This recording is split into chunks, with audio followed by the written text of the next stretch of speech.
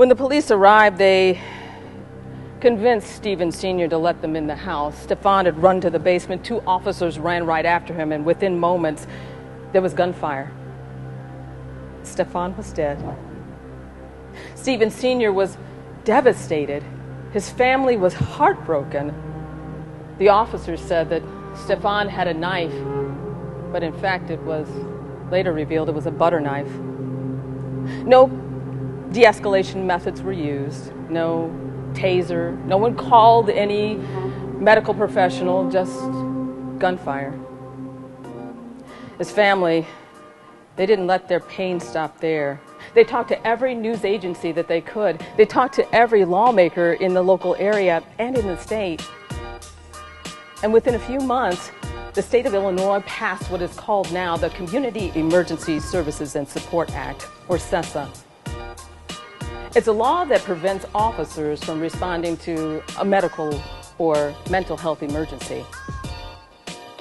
Stefan's family used their pain and they pushed it into purpose. And now it's a law that will likely save countless lives. That is the power of authentic story. It can take heartbreak and turn it into hope. It can take tragedy and turn it into transformation. Every one of you has an authentic story that likely has the same power that Stefan's family had. That can change something within you or can change things for countless people around the world. I did a 4-part series with the job I work for. It's called the Black Information Network. It's owned by iHeartMedia.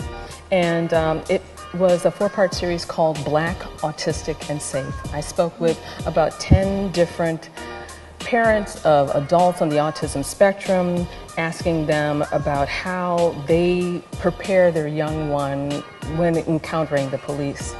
And it's simply because my son is also on the autism spectrum, and I wanted to get their advice on what to do if I were to try to prepare him for that. And I found that there were so many great, insightful stories, and it was so inspiring to those who were listening that I won a Gracie Award this year for it, and was able to put together a book that is, and it includes a lot of the things that parents do to help their children with an education, trying to get into the job field after they turn into adults, because a lot of people don't think about the adults on the spectrum as opposed to just little kids.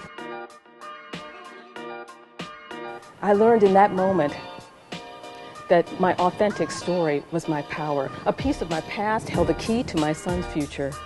But I never would have found it if I hadn't just taken the time to take a breath and listen to my story. That if you have an authentic story, it is extremely powerful. It can change something within you personally, or it can change people around the world, but you have to have 3 things. You have to authentically connect to your listener emotionally. That emotional connection has to make that person want to move. But most important, you have to be able to specifically tell that listener something that you want them to do so that you and your listener can get what you want.